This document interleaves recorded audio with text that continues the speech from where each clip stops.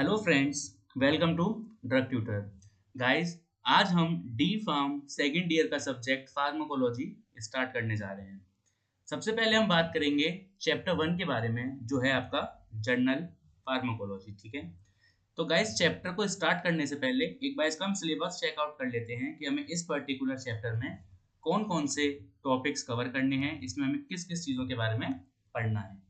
तो गाइस, जो हमारा सबसे पहला टॉपिक आता है जनरल फार्माकोलॉजी में, वो है introduction and scope of pharmacology. ठीक है, मतलब फार्माकोलॉजी क्या है, उसका क्या क्या स्कोप है, इसके बारे में बात करनी है। जो हमारा सेकंड टॉपिक आता है that is various routes of drug administration. ठीक है, मतलब जो हमें ड्रग्स होती हैं उसको हम किन अलग अलग रूट से अपनी बॉडी में एडमिनिस्टर कर सकते हैं, अपनी बॉडी में ले सकते हैं, उनके क्या क्या फायदे होते हैं, उनके क्या क्या एडवांटेजेस हैं और क्या क्या डिसएडवांटेजेस हैं।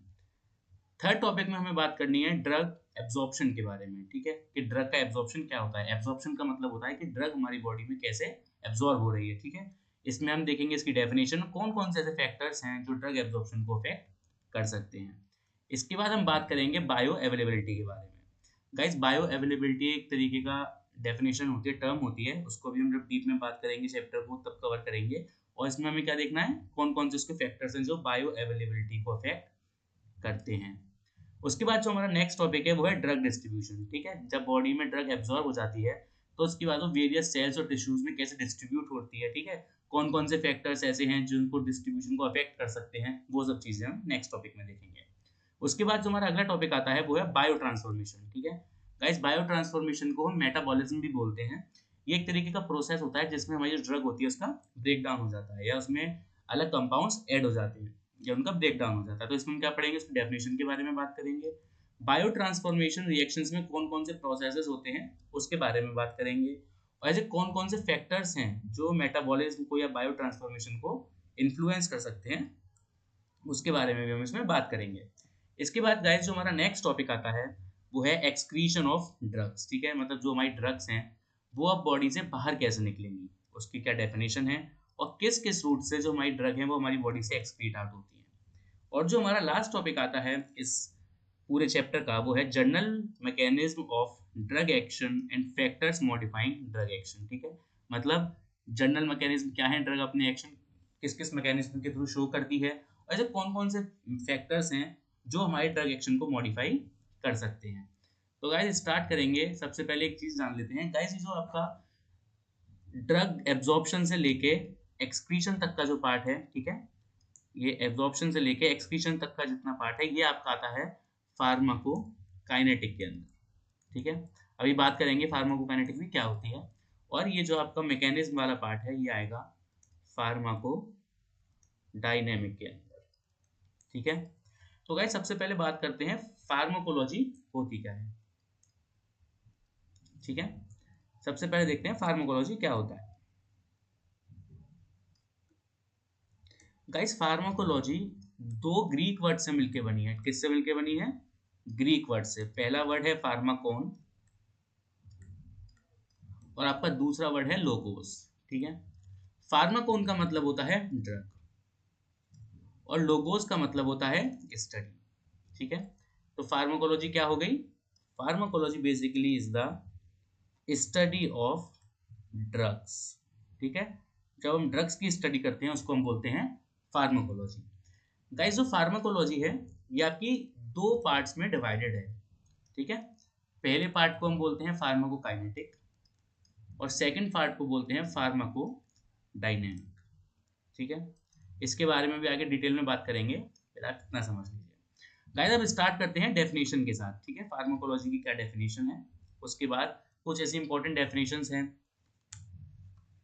गाइस, अब कुछ डेफिनेशन चेकआउट कर लेते हैं जो हमें फार्माकोलॉजी को समझने में हेल्प करेंगी, और एग्जाम्स में भी ये डेफिनेशन डायरेक्टली पूछ ली जाती है।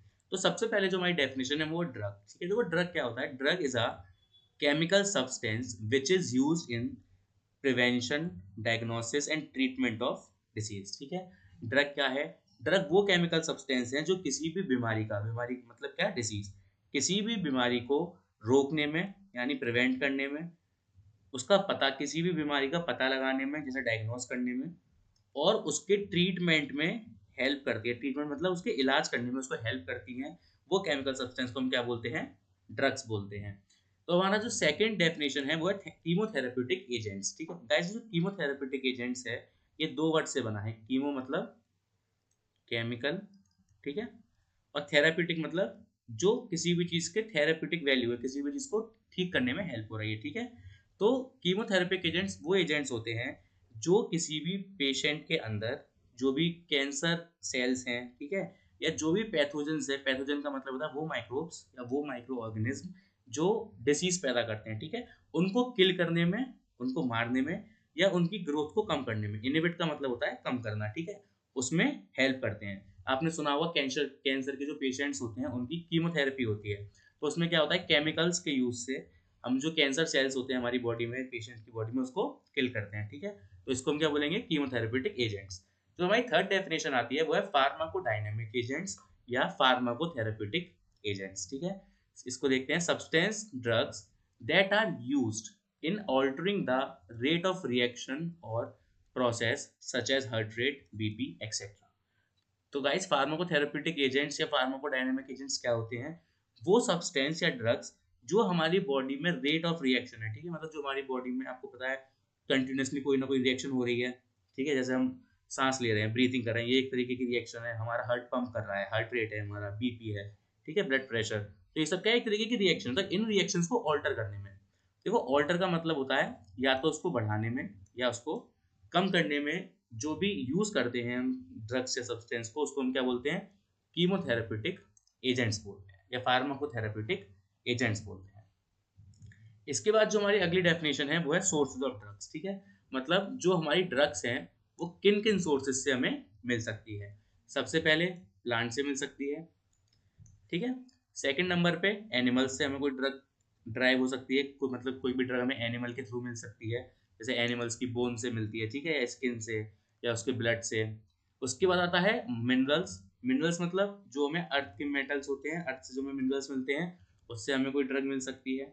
उसके बाद आता है सिंथेटिक केमिकल्स। सिंथेटिक केमिकल्स का क्या मतलब है, वो केमिकल्स जो लैब में बनाए जा रहे हैं, ठीक है। सिंथेटिक केमिकल्स क्या है, वो केमिकल्स जो लैब में बनाए जा रहे हैं। सेमी सिंथेटिक केमिकल्स मतलब वो केमिकल्स जो आधे तो सिंथेटिक है, मतलब आधे आर्टिफिशियल है या ह्यूमन मेड है, और आधे उनको हमने प्लांट से या किसी नेचुरल सोर्स से उसको ड्राइव किया है, ठीक है। जैसे आपका प्लांट हो गया, एनिमल हो गया, मिनरल्स हो गए, ये सब क्या नेचुरल सोर्सेज हैं। आधे इसको हम इनको यूज करके हमने कोई केमिकल बनाया, और उस केमिकल में हमने कोई सिंथेटिक यानी आर्टिफिशियल केमिकल यूज कर लिया, तो वो क्या होगा, सेमी सिंथेटिक केमिकल्स होगा। उसके बाद आते हैं biological compounds. Guys biological compounds क्या होते हैं, वो ड्रग्स है ना जो किसी भी एमआरएनए से, एमआरएनए हो सकता है पता होगा आपको, और डीएनए प्रोटीन से, या मतलब एमआरएनए और डीएनए से मिलके जो बने होते हैं, जैसे वैक्सीन वगैरह होती है, तो वो सब क्या होती है, बायोलॉजिकल कंपाउंड्स होते हैं। उसके बाद बात करते हैं अगली डेफिनेशन के बारे में, वो है डोजेस फॉर्म। आई होप आप सबको पता होगा डोजेस फॉर्म क्या होते हैं। Doses form are physical forms of drugs in which they are administered to the patient. ठीक है, मतलब वो फिजिकल फॉर्म्स ड्रग की जिस रूप में या जिस फेज में या उसकी जिस फॉर्म में पेशेंट उस ड्रग को कंज्यूम कर रहा है, उसको हम क्या बोलेंगे, डोजेस फॉर्म बोलेंगे। ठीक है, जैसे सॉलिड, अगर कोई पेशेंट टेबलेट खा रहा है, कैप्सूल खा रहा है, तो वो क्या हो गया, सॉलिड डोजेस फॉर्म हो गया। सेकंड आता है आपका लिक्विड, जैसे सीरप्स हो गए, ठीक है, एलेक्सर्स हो गए, सेमी सॉलिड सस्पेंशन हो गए, ये सब किस में आएगा, आपका सॉलिड लिक्विड्स में आएगा। उसके बाद आते हैं सेमी सॉलिड, ठीक है, सेमी सॉलिड डोजेस फॉर्म होता है। तो उसके बाद आते हैं आपके एरोजोल्स, ठीक है, इनहेलर्स, मतलब जो आपके गैसेस डोजेस फॉर्म होता है, जो आप गैस के थ्रू ड्रग को एडमिनिस्टर कर रहे हैं, तो ये आते हैं आपके डोजेस फॉर्म्स। इसके बाद बात करेंगे फार्माकोथेराप्यूटिक्स क्या होता है। ठीक है, फार्माकोथेराप्यूटिक्स इज द प्रोसेस, ठीक है, ये क्या है, ये एक तरीके का प्रोसेस है, used use of drugs in treatment, diagnosis, prevention, mitigation of disease. ठीक है, मतलब फार्माकोथेराप्यूटिक्स क्या है, ड्रग का यूज करना किसी भी चीज की ट्रीटमेंट में, है ना, प्रिवेंशन में, या उसके मिटिगेशन में, या डायग्नोसिस में, उसको हम क्या बोलेंगे, फार्माकोथेराप्यूटिक्स। ठीक है, इसके बाद जो हमारी नेक्स्ट डेफिनेशन आती है वो है टॉक्सिकोलॉजी। तो गाइस टॉक्सिकोलॉजी का क्या मतलब है, देखो इसमें जहां भी लोगो लॉजी लगा होता है, इसका मतलब होता है स्टडी। ठीक है, तो टॉक्सिकोलॉजी यानी, टॉक्सिक यहाँ पे आपके एक्स के बारे में बात नहीं हो रही है, टॉक्सिक का क्या मतलब है, study of side effects, adverse effects of drugs and chemical substances. ठीक है, तो टॉक्सिकोलॉजी क्या है, जो भी हमारे ड्रग्स हैं या जो भी हमारे केमिकल्स हैं उनके टॉक्सिक इफेक्ट्स, यानी उनके जो नुकसान वाले जो उसके इफेक्ट हैं वो, उसके क्या क्या साइड इफेक्ट हैं, एडवर्स इफेक्ट हैं, ठीक है, उनकी स्टडी को हम क्या बोलते हैं, टॉक्सिकोलॉजी बोलते हैं। इसके बाद बात करेंगे क्लिनिकल फार्माकोलॉजी की, ठीक है। मतलब क्लिनिकल फार्माकोलॉजी क्या होता है, study of drugs in humans, जो भी इंसानों पे हम ड्रग की स्टडी करते हैं उसको हम बोलते हैं क्लिनिकल फार्माकोलॉजी, ठीक है। और फार्माकोलॉजी क्या होता है, फार्माकोलॉजी होता है ड्रग की स्टडी करना लिविंग ऑर्गेनिज्म पे। लिविंग ऑर्गेनिज्म में अब एनिमल भी आ गया, माइक्रोब्स भी आ गए, ठीक है, सेल्स भी आ गई, लेकिन अगर हम ह्यूमंस पे स्टडी कर रहे हैं ड्रग्स की तो उसको हम बोलेंगे क्लिनिकल फार्माकोलॉजी। उसके बाद हमारी नेक्स्ट डेफिनेशन आती है फार्माको विजिलेंस, ठीक है। Pharmacovigilance is a science based activities related to detection, assessment, prevention of ADRs and other drug interaction related problems, ठीक है। गाइस देखो फार्माको विजिलेंस क्या होता है, ये एक तरीके का डिपार्टमेंट होता है किसी भी हेल्थ केयर सेक्टर में, ठीक है। इसमें क्या होता है, जो किसी भी ड्रग को लेके, ठीक है, जो ड्रग्स हैं उसके जो भी साइड इफेक्ट्स आ रहे हैं, ठीक है, उसके साइड इफेक्ट्स हैं, जो भी उसके एडीआरस आ रहे हैं, ठीक है, उन सबको पहचानना, है ना, उनको सबको आइडेंटिफाई करना, डिटेक्ट करना, या फिर उसका एसेस करना कि मतलब ये क्यों हो रहे हैं, उस रीजन को फाइंड आउट करना है कि ये जो एडवर्स इफेक्ट है ये क्यों हो रहे हैं, ठीक है। और उस इंटरेक्शन को, है ना, जो भी ड्रग की वजह से इफेक्ट हुआ है उस सबको रोकना, ये सब किसका वर्क होता है, फार्माकोविजिलेंस का वर्क होता है। उसके बाद बात करेंगे फार्माकोजेनेटिक्स के बारे में, study of various variations in drugs response due to genetic makeup, ठीक है। मतलब देखो फार्माकोजेनेटिक्स क्या होता है, ये स्टडी होती है, फार्माको मतलब क्या हो गया, ड्रग हो गया, ठीक है, और जेनेटिक्स मतलब हो गया जीन्स, मतलब हर लोगों के अलग अलग जीन्स होते हैं, ठीक है, अलग अलग लोगों के अलग अलग डीएनए होता है, उनके अलग अलग जीन्स होते हैं। तो पर्टिकुलर जीन्स पे जो मतलब पर्टिकुलर लोगों को जब ड्रग का कोई अलग वेरिएशन, मतलब जो ड्रग है आपकी, उसका किसी आपके ऊपर कोई अलग असर हुआ, लेकिन किसी और इंसान के ऊपर उसको कुछ और असर हुआ, ठीक है, तो उसकी स्टडी को हम क्या बोलते हैं, फार्माकोजेनेटिक्स बोलते हैं। गाइस इसके बाद हम बात करेंगे ड्रग नोमेनक्लेचर के बारे में, ठीक है, ये काफी इंपॉर्टेंट है। तो ड्रग नोमेनक्लेचर का क्या मतलब होता है, ड्रग को हम कैसे नाम देते हैं, नोमेनक्लेचर का मतलब होता है नामकरण, ठीक है। नोमेनक्लेचर का क्या मतलब है, नामकरण, ड्रग का नाम देना, ठीक है। तो गाइस देखो ड्रग के नाम देने को या नोमेनक्लेचर के लिए तीन तरीके के ड्रग के नेम होते हैं। पहला जो ड्रग का नेम होता है वो होता है केमिकल नेम, ठीक है। केमिकल नेम मतलब जो हमारी ड्रग है वो किस केमिकल से मिलके बनी है उसको बोलेंगे हम केमिकल नेम। केमिकल नेम जैसे एग्जांपल लेते हैं एस्प्रिन का, ठीक है। तो गाइस अभी जो एस्प्रिन है उसका केमिकल नेम क्या है, N4 हाइड्रोक्सी फिनाइल एसिटामाइड, क्या है, N4 हाइड्रोक्सी फिनाइल एसिडामाइड, ठीक है। तो ये हो गया हमारा एस्प्रिन का केमिकल नेम। सेकंड जो नेम होता है वो होता है इंटरनेशनल नॉन प्रोप्राइटरी नेम या जेनरिक नेम, ठीक है। मतलब जो हमारी ड्रग है उसका जो जेनरिक नेम है, आई होप आपको पता होगा ड्रग का जेनरिक नेम, मतलब कि जेनरिक नेम क्या होता है, unique standard name of drug used globally, ठीक है। देखो जेनरिक नेम का मतलब है अब पर्टिकुलर जो ड्रग है उसका एक ऐसा नाम जो दुनिया में हर किसी को पता है, ठीक है। जैसे पैरासीटामोल हो गया, तो पैरासीटामोल क्या है, इंडिया में भी हम उसको पैरासीटामोल बोल रहे हैं, ठीक है, बाहर भी उस ड्रग को हम पैरासीटामोल बोल रहे हैं। लेकिन कहीं कहीं ऐसा होता है कि अलग अलग ब्रांड्स होती हैं, अलग अलग कंपनीज होती हैं, वो इसको अपनी ब्रांड नेम से बेचेंगी, जैसे डोलो हो गया, डोलो क्या है, ब्रांड नेम है पैरासीटामोल का। तो इंटरनेशनली एक ऐसा नेम रखते हैं हम ड्रग का जिसको पूरे ग्लोब में मतलब पूरी दुनिया में हर कोई पहचान सके उसके नाम से, तो वो होता है आपका इंटरनेशनली नॉन प्रोप्राइटरी नेम या जेनरिक नेम, ठीक है। इसके बाद जो थर्ड नेम आता है वो आता है आपका प्रोप्राइटरी नेम या ब्रांड नेम, ठीक है। जैसे मैंने अभी आपको एग्जांपल दिया पैरासीटामोल का, तो जो पैरासीटामोल है उसका जेनरिक नेम है पैरासीटामोल, तो पूरी दुनिया में आप कहीं भी जाएंगे तो अगर पैरासीटामोल को सब जानते हैं, लेकिन अब पैरासीटामोल की अलग अलग ब्रांड्स होती हैं, अलग अलग ब्रांड्स ने पैरासीटामोल बना रखा है, ठीक है। जैसे डोलो हो गया, ठीक है, तो ये किसी एक ब्रांड ने बनाया पैरासीटामोल को, उसने उसका नाम रख दिया डोलो, तो ये हो गया ब्रांड नेम। अब कोई और कंपनी है जैसे सन फार्मा है, उसने पैरासीटामोल का कोई प्रोडक्ट बनाया, उसने उसका कुछ और नाम रख दिया, ठीक है, जैसे सन पैरा रख दिया या कुछ भी उसका नाम रख दिया। तो ये सब क्या है, ये ब्रांड नेम होते हैं। आई होप आपको ये समझ में आ गया होगा। तो ड्रग का नोमेनक्लेचर कितने तरीके से होता है, तीन तरीके से होता है। पहला कौन सा, केमिकल नेम, मतलब उसमें जो उनसे केमिकल है उसके नेम से हम ड्रग को जानते हैं। सेकंड होता है उसका जेनरिक नेम, जेनरिक नेम मतलब जो कंप्लीट वर्ड में उस ड्रग को उस नाम से जाना जाएगा।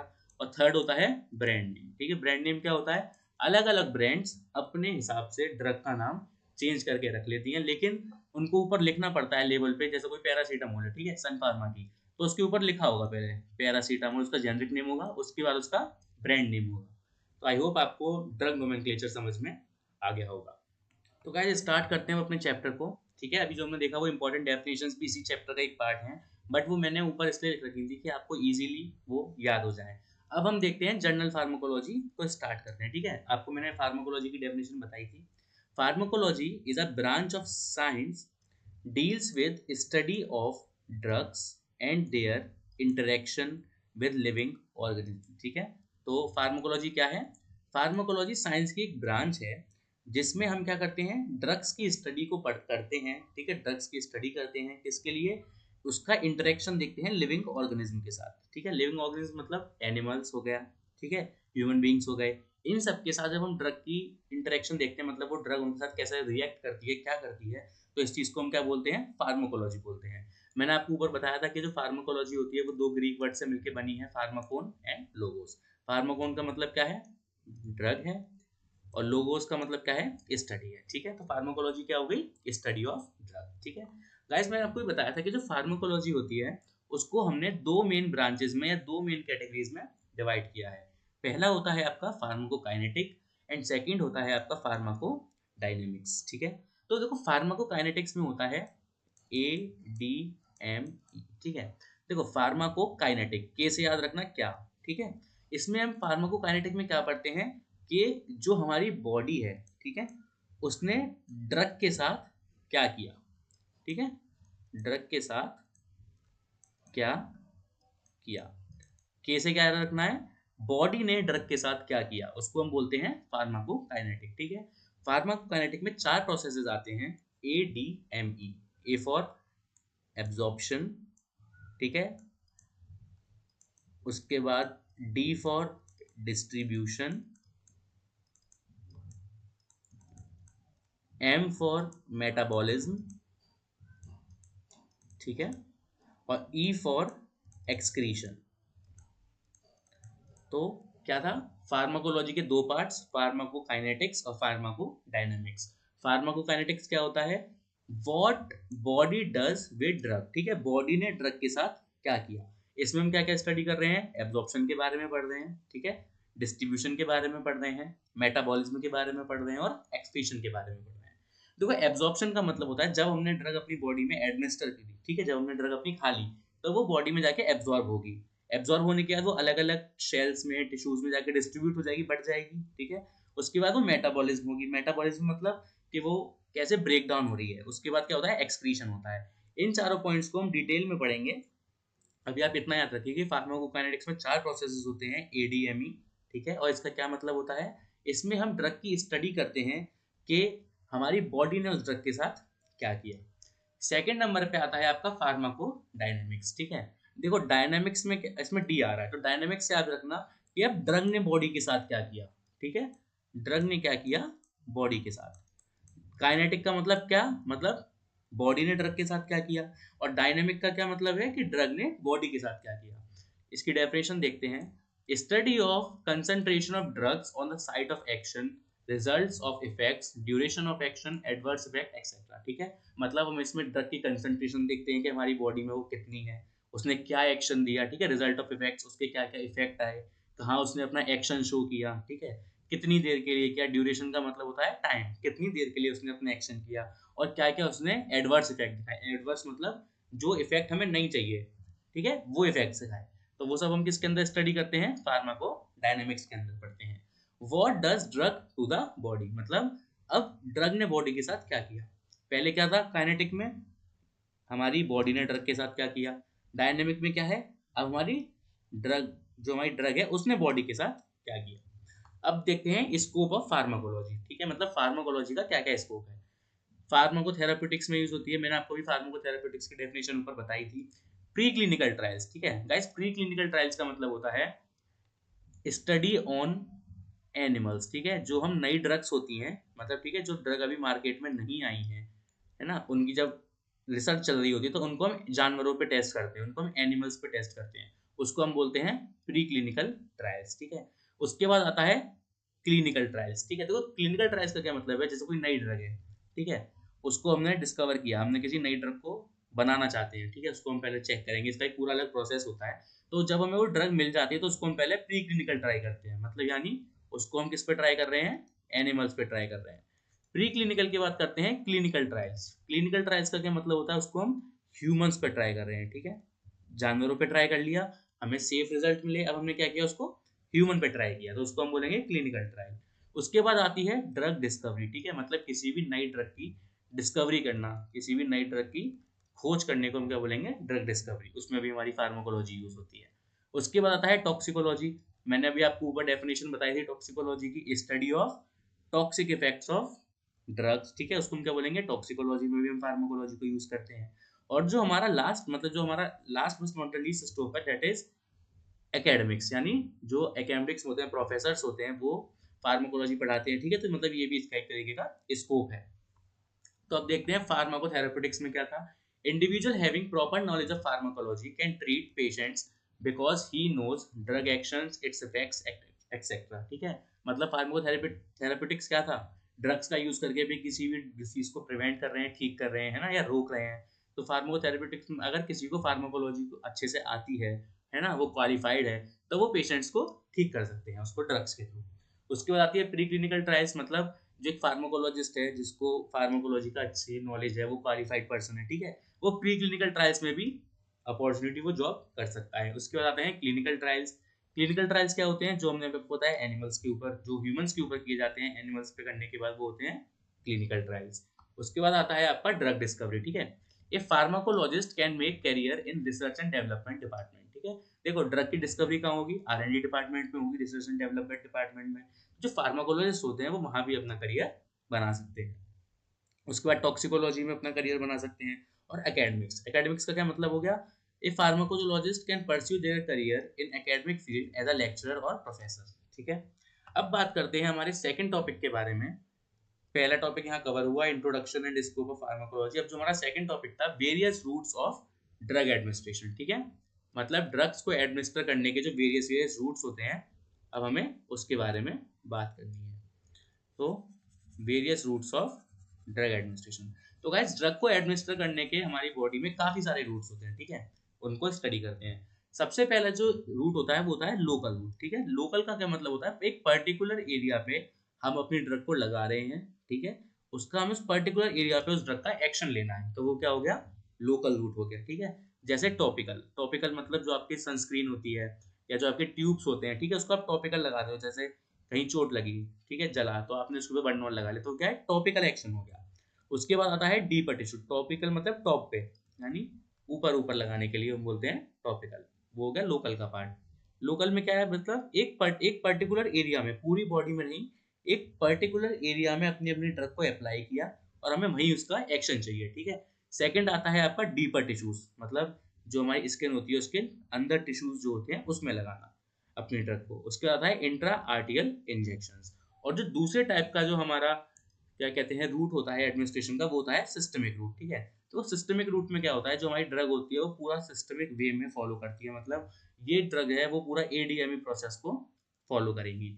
सिस्टमिक ड्रग्स भी दो तरीके के होते हैं रूट्स, पहला होता है आपका पेरेंट्रल, ठीक है, दूसरा होता है आपका एंट्रल, ठीक है।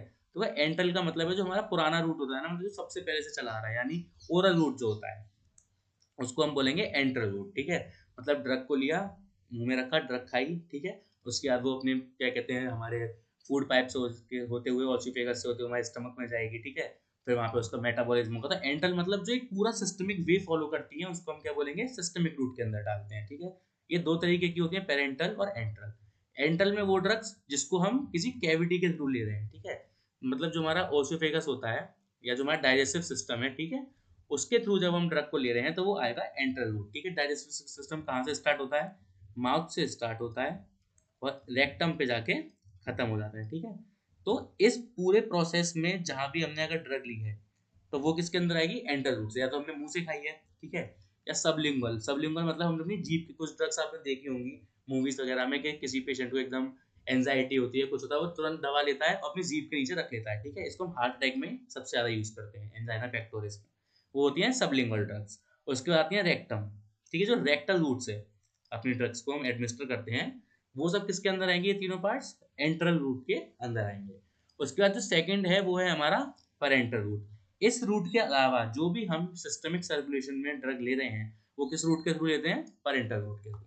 इसमें क्या क्या आएगा आपका, इसमें आपके इंजेक्शन आ गए, ठीक है। इंजेक्शन कौन कौन से तरीके के होते हैं, आईवी, आईवी मतलब इंट्रावीनस जो सीधे वीन्स में लगाया जाता है, IM intramuscular, SC subcutaneous, ठीक है, आईडी इंट्राडर्मल जो डर्मल लेयर में लगाया जा रहा है। उसके बाद इनहेलेशंस, ठीक है, इनहेलेशंस मतलब जो ड्रग्स हम इनहेल करते हैं, ठीक है, माउथ के थ्रू या नोज के थ्रू इनहेल करते हैं। जैसे आपके इनहेलर्स होते हैं, आपने देखा होगा जो अस्थमा के पेशेंट्स होते हैं उनके पास एक तरीके का इनहेलर होता है, ठीक है। उससे क्या होता है, जो हमारी ड्रग होती है वो डायरेक्ट हमारे लंग्स में चली जाती है। तो ये कौन सा रूट हो गया, ये भी एक पेरेंटल रूट हो गया। उसके बाद आता है ट्रांसडर्मल रूट। ट्रांसडर्मल मतलब जो आप स्किन के ऊपर लगा रहे हैं, ठीक है, जैसे आपकी बैंडेजेस होती हैं ना, तो वो हो गया ट्रांसडर्मल रूट। और लास्ट आता है टारगेटेड डिलीवरी। देखो गाइस, टारगेटेड डिलीवरी का मतलब होता है जहां हमें उस पर्टिकुलर ड्रग की नीड है ना, हमारी पूरी बॉडी में जहां भी हमें उस पर्टिकुलर ड्रग की नीड है, हम अपनी ड्रग को पर्टिकुलरली उसी एरिया में टारगेट करके एडमिनिस्टर कर रहे हैं, ठीक है।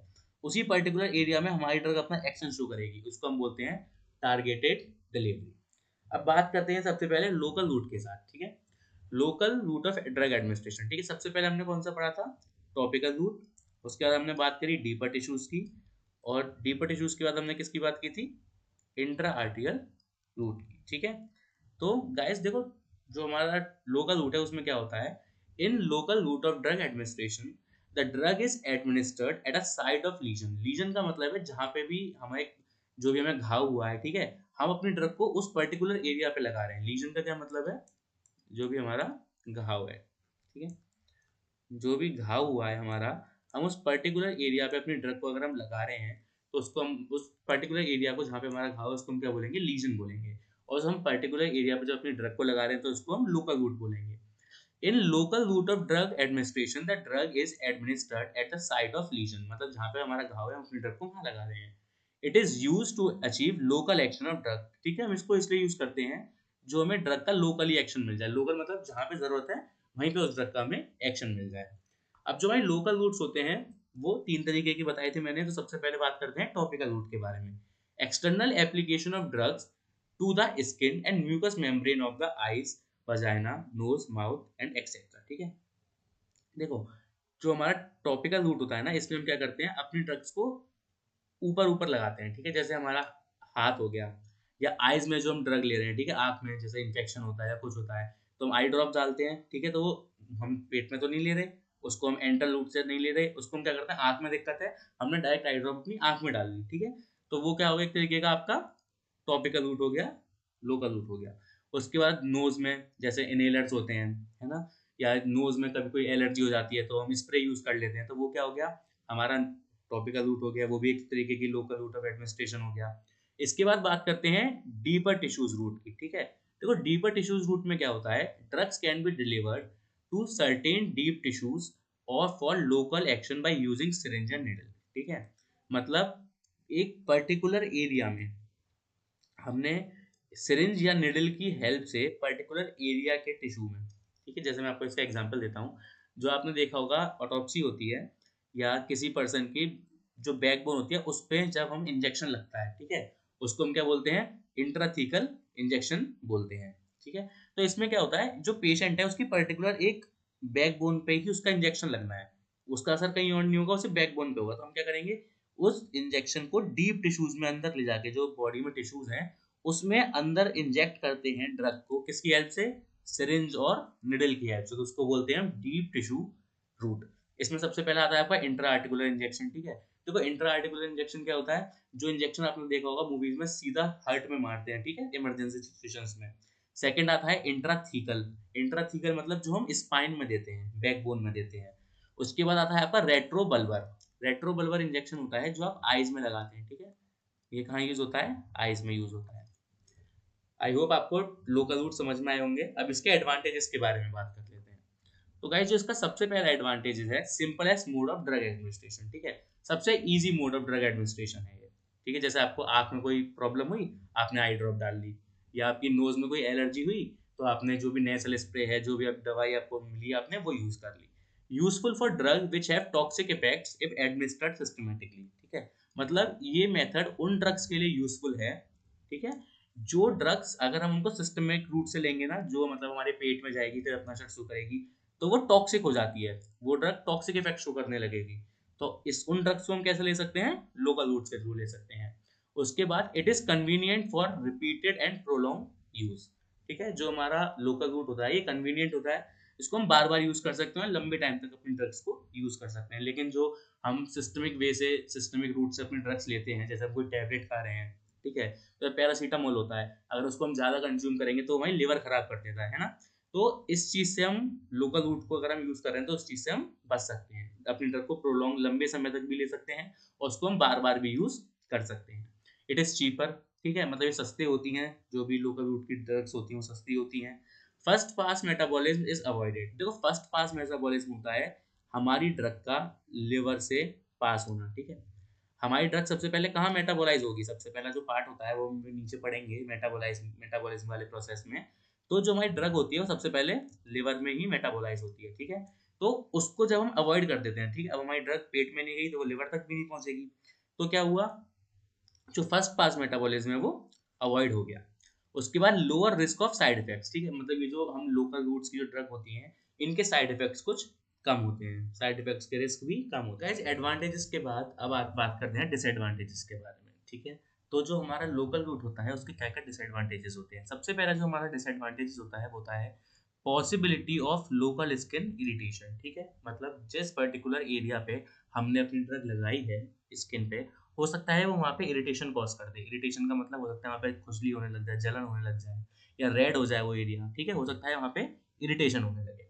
अब जो हमारा सेकंड डिसएडवांटेज है वो है highly skilled specialist are required to administer drugs as intra arterial injection, ठीक है, मतलब अभी हमने बात की जो हमारे डीपर टिश्यूज में हम इंजेक्शन यूज कर रहे थे, ठीक है, जैसे इंट्राथीकल यूज कर रहे थे या इंट्रा एट्रियल यूज कर रहे थे, तो ये इंजेक्शन के लिए हमें हाईली स्किल्ड स्पेशलिस्ट की नीड होती है। इन इंजेक्शंस को हर हेल्थ प्रोफेशनल, हर डॉक्टर नहीं लगा सकता, इनके लिए जो स्पेशलाइज्ड हेल्थ प्रोफेशनल्स होते हैं उनकी हमें नीड होती है, तो जो नॉर्मल पीपल्स हैं वो भी इसको नहीं यूज कर सकते हैं। अब जो हमारी थर्ड डिसएडवांटेजेस है वो है in some cases drug can enter in systemic circulation through abrasions, ठीक है, मतलब कुछ केसेस में ऐसा हो सकता है कि जो हमारी ड्रग है वो सिस्टमिक सर्कुलेशन में एंटर कर जाए, ठीक है। जैसे एब्रेशन का मतलब होता है जहाँ कहीं छिल जाता है ना, या कहीं खुरन मतलब कुछ घाव हो गया है ना, एब्रेशन हो गया, खुरचट लग गई, तो हो सकता है कुछ ड्रग उस पर्टिकुलर एरिया से हमारी सिस्टमिक सर्कुलेशन में एंटर कर जाए, और हो सकता है वही ड्रग टॉक्सिक इफेक्ट भी शो कर रही हो अपना, तो सिस्टमिक सर्कुलेशन में, तो उस चीज का भी एक डिसएडवांटेजेस रहता है कभी कभी। लेकिन ये मोस्टली ये जो डिसएडवांटेजेस है बहुत कम देखने को मिलता है। गाइस इसके बाद जो हमारा सेकंड टाइप का रूट है उसके बारे में बात करेंगे, that is systemic route of drug administration, ठीक है, मतलब जो हमारा सेकंड, हमने दो रूट्स के बारे में बात की थी, पहला लोकल और सेकंड इज सिस्टमिक, ठीक है। तो गाइस जो सिस्टमिक रूट होता है उसमें हम ड्रग को ओरल कैविटी के थ्रू एडमिनिस्टर करते हैं अपनी बॉडी में, ठीक है, या उसको हमने देखा था दो रूट्स पढ़े थे हमने, एंटर रूट और परेंटल रूट, ठीक है, तो मतलब इन रूट्स के थ्रू जब हमारी जो ड्रग है वो कंप्लीट बॉडी में जाएगी, ठीक है, उसको हम बोलते हैं systemic route of drug administration. The drug administered through systemic route is intended for systemic actions of drug, ठीक है, मतलब वो ड्रग्स जो हमारी पूरी बॉडी में अपना एक्शन कुछ ना कुछ शो करेगी, ठीक है, कहीं ना कहीं वो अपनी पूरी बॉडी में एक्शन शो करेगी, है ना, तो उसको हम बोलेंगे सिस्टमिक एक्शंस या सिस्टमिक रूट ड्रग्स, ठीक है। तो इसके देखो हमने दो तरीके के रूट पढ़े थे, पहला था एंट्रल रूट और सेकंड था पैरेंटल रूट। एंट्रल रूट कौन सा था, जो मैंने आपको बताया था, जो हमारा डाइजेस्टिव सिस्टम होता है उसके रूट से जो जाता है वो कौन सा होता है, एंट्रल रूट, ठीक है, जैसे सबलिंगल हो गया, हमने अपनी जीभ के नीचे जो रख लेते हैं, टीवीज वगैरह में आपने देखा होगा टेबलेट्स होती हैं छोटी छोटी, उसको हम सबलिंगुअल टेबलेट्स बोलते हैं, उसको हम जीभ के नीचे रख लेते हैं, वो अपना एक्शन वहीं से शो करती है और वहीं से वो हमारी बॉडी में पहुंच जाती है। दूसरा आता है आपका ओरल रूट, जो हम नॉर्मल मेडिसिन खाते हैं वो, और थर्ड होता है रेक्टल रूट, ठीक है, मतलब जो सपोजिटरीज वगैरह होती है उसको हम रेक्टल रूट से देते हैं अगर पेशेंट अनकॉन्शियस है या कोई भी अदर मेडिकल कंडीशन है, तो वो सब केस में आ गया रेक्टल रूट में आ जाता है। इसके बाद जो सेकंड टाइप का हमने रूट पढ़ा था वो था पैरेंटल रूट, ठीक है, मतलब एंट्रल रूट के अलावा जो भी ड्रग हम सिस्टमिक सर्कुलेशन में देंगे वो किस रूट के थ्रू देंगे, पैरेंटल रूट, ठीक है, एंट्रल पर, एंट्रल रूट के अलावा पैरेंटल रूट। इसमें सबसे पहले आता है आपका इंजेक्शन, ठीक है, मतलब इंजेक्शन क्या होते हैं, इंजेक्शन को हम बॉडी में एडमिनिस्टर करते हैं निडल्स की हेल्प से, और सिरिंज की हेल्प से वो डिफरेंट डिफरेंट हम उसके भी अलग अलग रूट्स होते हैं इंजेक्शन देने के, है ना। जैसे आईवी हो गया, इंट्रामस्कुलर हो गया, इंट्रावीनस हो गया, सबक्यूटेनस हो गया या इंटरडर्मल हो गया, इसको भी हम नीचे देखेंगे। तो इंजेक्शंस हो गया। सेकंड नंबर पे आता है आपका इनहेलेशंस, ठीक है। देखो इनहेलेशंस क्या होता है, जो हम नोज के थ्रू या माउथ के थ्रू इनहेल करते हैं, जिसको हम सूंघते हैं, जैसे विक्स इनहेलर आपने देखा होगा, है ना। या फिर जो अस्थमा के पेशेंट्स होते हैं, सीओपीडी के पेशेंट्स होते हैं, उनके पास आपने एक इनहेलर टाइप के पंप देखा होगा, उसको वो अपने माउथ में लगाते हैं, पंप करते हैं और ड्रग उनके लंग्स में पहुंच जाती है। वो हो गया इनहेलेशन मेथड हो गया। थर्ड आता है आपका ट्रांसडर्मल, ठीक है। गाइस को ट्रांसडर्मल में क्या होता है, जो पेशेंट होता है, ठीक है, वो अपनी स्किन पे पर्टिकुलर एरिया पे, जैसे हाथ हो गया या स्टमक हो गया या अपना शोल्डर के पास का जो एरिया हो गया, वहां पे एक पैच को, ठीक है, एक ऐसा पैच होता है, उसको वो फिट कर लेते हैं, चिपका लेते हैं स्किन के ऊपर, और उसमें से धीरे धीरे ड्रग्स हमारी सिस्टमिक सर्कुलेशन में रिलीज होती रहती है, उसको हम बोलते हैं ट्रांसडर्मल रूट। उसके बाद जो हमारा स्पेशल रूट्स होते हैं, ठीक है, जैसे स्पेशल रूट्स में ऑक्यूसेट्स हो गए, हमारी आईज हैं, ये इतना इंपॉर्टेंट नहीं है, लेकिन जैसे हमारी आईज हैं, ठीक है, तो हमने आईज में एक पर्टिकुलर ड्रग रख लिया, छोटा सा, मतलब अलग अलग फॉर्मुलेशंस होते हैं, उसको, ये एक तरीके की डिस्क होती है, इसको हम अपनी आईज में रख लेते हैं कल्टीसेक कैविटी में। उसके बाद ये अपने धीरे धीरे अपना एक्शन शो करती रहती है। नेसल ड्रग डिलीवरी, जो भी हमने आपको बताया, इनहेलर्स वगैरह, प्रोस्ट्रास प्रोजेस्ट्रासर्ट्स होते हैं, ठीक है, मतलब जिसको हार्मोनल प्रिपरेशंस को हम इसके थ्रू एडमिनिस्टर करते हैं बॉडी में, ठीक है। किसको करते हैं, हार्मोनल प्रिपरेशंस को। इसके बाद हम बात करते हैं एंटर रूट के बारे में, ठीक है। Drug is placed in GI tract, it includes oral, buccal, rectal route, ठीक है। मतलब इसमें क्या होगा, ड्रग को हमने जीआई ट्रैक्ट में डाला है, जो भी हमारा गैस्ट्रो इंटाइनल ट्रैक्ट है, यानी जो हमारा डाइजेस्टिव सिस्टम का ट्रैक्ट है, उसमें अपनी ड्रग को एडमिनिस्टर कर रहे हैं, ठीक है। इसमें कौन कौन से रूट आ गए, आपका ओरल रूट आ गया, आपका बकल रूट आ गया और रेक्टल रूट आ गया। इसके बाद ओरल रूट में क्या होता है, drug is swallowed from mouth and reaches to the GI tract, ठीक है। नॉर्मल ओरल रूट में क्या है, ड्रग लिया, पानी के साथ या दूध के साथ हमने उसको खाया, वो स्वैलो हो गया हमारे जीआई, गैस्ट्रो, जीआई का मतलब है गैस, जीआई का क्या मतलब है, गैस्ट्रो इंटेस्टाइनल ट्रैक्ट, ठीक है। जीआई ट्रैक्ट का क्या मतलब है, गैस्ट्रो इंटेस्टाइनल ट्रैक्ट। तो इसके बाद क्या, मोस्ट कॉमन ड्रग एडमिनिस्ट्रेशन, सबसे मोस्ट कॉमन मेथड यही है। इसमें जो डोजेज फॉर्म होती है वो हो सकता है सीरप्स हों, ठीक है, टेबलेट्स हो गए, एलिक्सर्स हो गए, एक्सेट्रा। उसके बाद आते हैं इसके एडवांटेजेस के बारे में बात करते हैं। सेफर रूट है, मतलब कोई ज़्यादा खतरे का रूट नहीं है, सेफ रूट है। सेल्फ एडमिनिस्ट्रेशन, आसानी से हम खुद भी दवा खा सकते हैं, इसमें सिरिंज की नीड नहीं है, ठीक है, और ये पेनलेस मेथड होता है। लेकिन इसके डिसएडवांटेजेस क्या क्या हैं, आप खुद सोचिए क्या क्या डिसएडवांटेजेस होते हैं जो आप नॉर्मल ड्रग खाते हैं। अगर कोई पेशेंट इमरजेंसी सिचुएशन में या बेहोश है, तो उसमें हम उस ड्रग को, उसको मुंह से, उसके मुंह के थ्रू तो हम उसको ड्रग दे नहीं सकते, है ना। सेकंड, जो अनकॉन्शियस पेशेंट है, मैंने आपको बताया, इमरजेंसी सिचुएशन में आप किसी पेशेंट को ड्रग नहीं देंगे। जैसे कोई पेशेंट है, वो बहुत ज़्यादा इमरजेंसी सिचुएशन, मतलब उसको डू और डाई की कंडीशन, उसको तुरंत दवा चाहिए, अगर उसको ड्रग नहीं मिलती है तो हो सकता है कोई भी severe condition, medical condition create हो सकती है। तो उस केस में भी हम ड्रग्स को ओरल रूट से नहीं दे सकते, क्योंकि पहले ड्रग ओरल रूट से हमारे सिस्टमिक सर्कुलेशन में जाएगी, फिर उसका एडीएम ही होगा, तो इसमें हम क्या यूज़ करते हैं, इंजेक्शंस को ज़्यादा यूज़ करते हैं।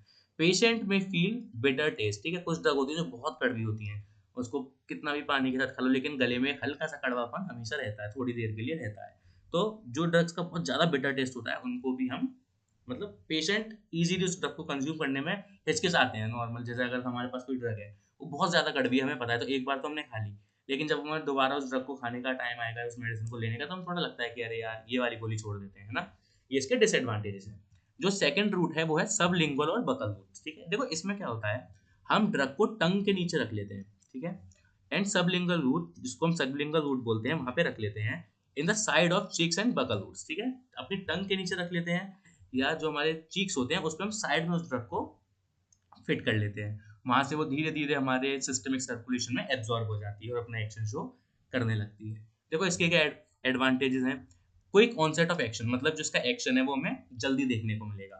फर्स्ट पास मेटाबॉलिज्म बाईपास, ठीक है, देखो हमारे जीआई ट्रैक्ट में नहीं गया, तो ड्रग का फर्स्ट पास मेटाबॉलिज्म ही बाईपास हो गया। डिसएडवांटेजेस भी हैं इसके, बक्कल अल्सरेशन कैन अकर, ठीक है, मतलब जो हमारे मुंह में छाले हो सकते हैं, अल्सर का मतलब होता है छाले या घाव, ठीक है, हमारे मुंह में छाले होने के चांसेस हो सकते हैं या घाव होने के चांसेस भी हो सकते हैं।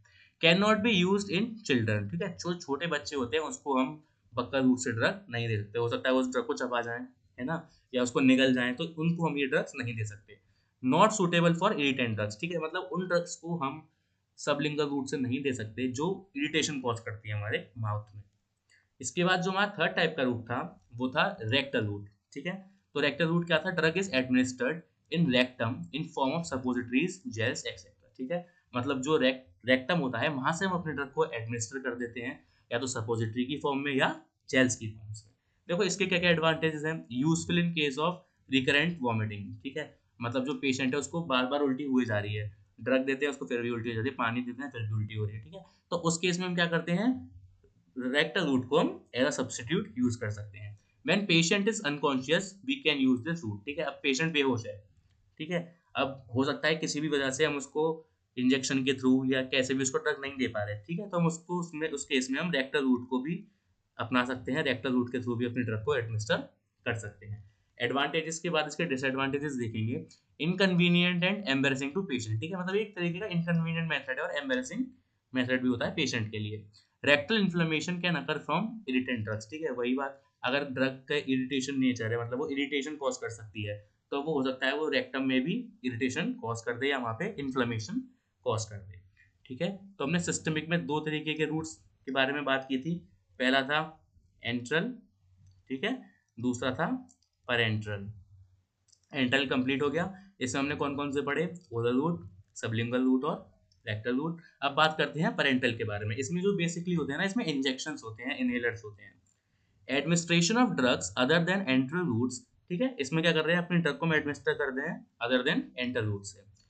It includes drug administration by needles, inhalers and transdermal patches, ठीक है, इसमें क्या हो रहा है, जो हमारी ड्रग है उसको हम निडल्स की हेल्प से, ठीक है, सिरिंज या जो भी हमारा निडल है उसकी हेल्प से, इनहेलर्स के थ्रू या ट्रांसडर्मल पैचेस जो मैंने अभी आपको ऊपर बताया था उनकी हेल्प से अपनी ड्रग को एडमिनिस्टर करते हैं।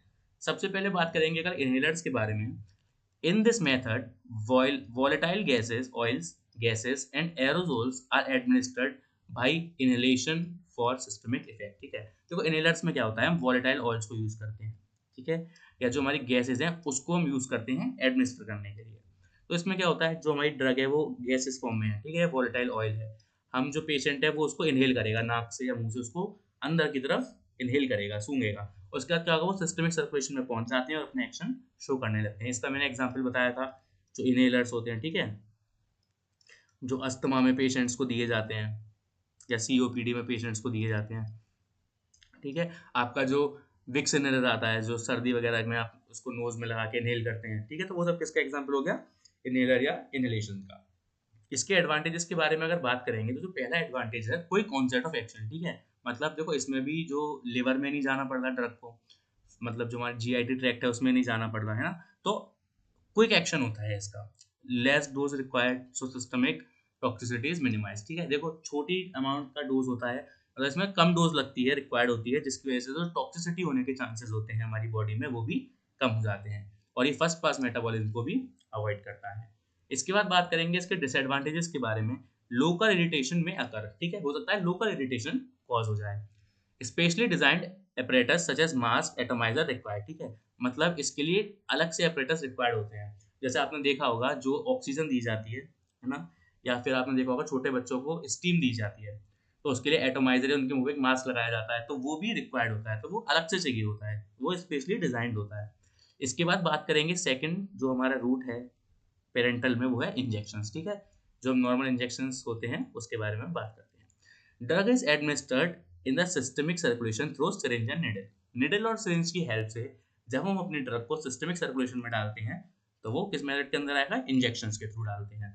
इंजेक्शंस होते हैं 4 टाइप्स के, पहला होता है आपका आईवी, ठीक है, आईवी कौन सा होता है, जो हम वीन्स में लगाते हैं, इंट्रा वीनस, ठीक है, आईवी का है जो हम वीन्स में लगा रहे हैं। सेकंड नंबर पे आता है आईएम, आईएम मतलब इंट्रा मस्क्यूलर, जो हम मसल्स में लगाते हैं। थर्ड आता है आपका सबक्यूटेनस, ठीक है, जो हम अपनी स्किन की सबक्यूटेनस लेयर में इंजेक्ट करते हैं। उसके बाद जो फोर्थ टाइप का इंजेक्शन है वो है इंट्राडर्मल, ठीक है, इंट्राडर्मल जो हम डर्मल लेयर में यूज करते हैं। स्टार्ट करते हैं आईवी के साथ। Drug is directly administered into blood veins, drug को हम सीधे ब्लड वीन्स में लगा देते हैं। इसकी क्या होती है, 100% बायो अवेलेबिलिटी होती है। बायो अवेलेबिलिटी क्या होती है वो भी हमको नीचे बताएंगे। एंगल ऑफ इंजेक्शन 25, ठीक है, मतलब जो हमारा आईवी इंजेक्शन होता है उसको हम 25 डिग्री पे इंजेक्ट करते हैं बॉडी में। देखो अब जो आईवी होता है ना वो दो तरीके के होते हैं, पहला आईवी बोलस और आईवी इन्फ्यूजन, ठीक है।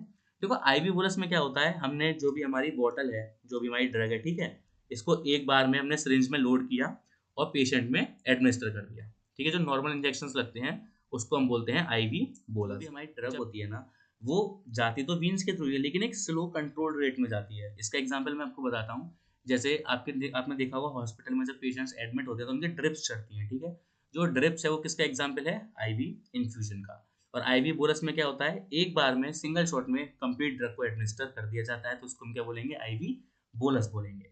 इसके बाद जो हमारा सेकंड टाइप का इंजेक्शन है वो है इंट्रामस्कुलर, ठीक है, जो मसल्स में इंजेक्ट किया जाता है। और इसको इंजेक्ट करने का जो एंगल होता है वो होता है 90। गाइस ये जो एंगल्स हैं इनको आप अच्छे से याद रखिएगा कि आईवी कितने एंगल पे दिया जा रहा है, ठीक है, आईएम कितने एंगल पे दिया जा रहा है, ये काफी इंपॉर्टेंट होता है। इसके बाद जो हमारा थर्ड टाइप का injection that is subcutaneous. Drug is administered into subcutaneous tissue. जो हमारी स्किन का सबक्यूटेनियस टिश्यू होता है ड्रग उसमें एडमिनिस्टर की जाती है। और इसका जो इंजेक्शन का एंगल होता है वो कितना होता है, 45 डिग्रीज होता है। इसका एग्जाम्पल है इंसुलिन का इंजेक्शन, ठीक है, मतलब जो इंसुलिन इंजेक्शन होते हैं वो सबक्यूटेनियस इंजेक्शन के उसमें दिए जाते हैं।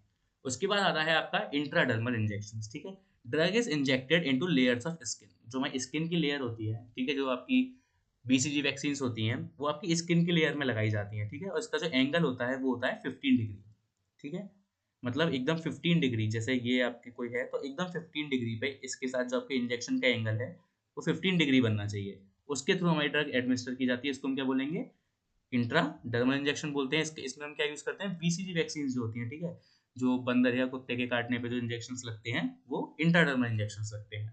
अब बात करते हैं इनके एडवांटेजेस के बारे में। Better bioavailability than other routes, ठीक है। देखो इसमें क्या होता है, जो हमारी ड्रग होती है ना वो कंप्लीट सिस्टमिक सर्कुलेशन में चली जाती है, तो उसकी बायो अवेलेबिलिटी भी बेटर होती है अदर रूट्स के कंपेयर में, ठीक है। उसके बाद जो हमारा सेकंड टाइप है, सेकंड एडवांटेज है, drug can be administered in unconscious patient, ठीक है, मतलब अगर हमारा पेशेंट अनकॉन्शियस भी है, वो बेहोश भी है, तो भी हम इजीली इंजेक्शन के थ्रू उसको ड्रग दे सकते हैं। Best method in case of emergency, ठीक है। देखो इमरजेंसी के केस में जो इंजेक्शन होते हैं वो बेस्ट मेथड क्यों है, क्योंकि ये अच्छी बायो अवेलेबिलिटी प्रोवाइड करता है, ठीक है, मतलब जहाँ पे इसकी जरूरत है इस ड्रग की, ये वहाँ पे अच्छी क्वांटिटी में, एक बेटर क्वांटिटी में उस ड्रग को वहाँ पे रिलीज कर देता है, पहुंच जाती है ना, अवेलेबल होती है। तो इसीलिए ये जो होती है, जो आपके इंजेक्शंस होते हैं, ये इमरजेंसी सिचुएशंस के लिए बेस्ट रहते हैं। अब बात करेंगे डिसएडवांटेजेस के बारे में। Once drug is injected its action can not be terminated, ठीक है, मतलब अगर एक बार इंजेक्शन लग गया तो उसके बाद उस पर्टिकुलर इंजेक्शन का जो भी इफेक्ट है हम उसको टर्मिनेट नहीं कर सकते, उसको हम रोक नहीं सकते। हम उसका एंटीडोट दे सकते हैं या उसको नेग्लेक्ट करने के लिए उसका जो अपोजिट ड्रग है हम उसको यूज कर सकते हैं, लेकिन उस इंजेक्शन के इफेक्ट को हम टर्मिनेट नहीं कर सकते। एक्सेप्ट जैसे अगर हम टैबलेट खाते हैं, ठीक है, अगर उससे कोई हो सकता है कोई दिक्कत, हम एक बार सोचते हैं वॉमिट, अगर 2-3 मिनट ही हुए तो वॉमिट करके उस टैबलेट का कुछ पार्ट वॉमिट के थ्रू बाहर आ जाता है, ठीक है, निकल जाएगा। तो हो सकता है जो एक्शन उस कंप्लीट टैबलेट का होता है उससे थोड़ा बच जाते हैं, लेकिन अगर एक बार इंजेक्शन लग गया तो पूरा उसके एक्शन को आप टर्मिनेट नहीं कर सकते। एक्सेप्ट एससी रूट यानी subcutaneous route, self administration is not possible, ठीक है, मतलब अगर हम सबक्यूटेनियस रूट को छोड़ दें, क्योंकि उसमें इंसुलिन होता है, इंसुलिन तो इंसान नॉर्मल खुद भी लगा सकते हैं, तो जैसे आईवी हो गया या बोलस हो गया, है ना, या इंट्राडर्मल हो गया, तो इस रूट के लिए हम सेल्फ एडमिनिस्ट्रेशन नहीं कर सकते, खुद अपने इंजेक्शन नहीं लगा सकते।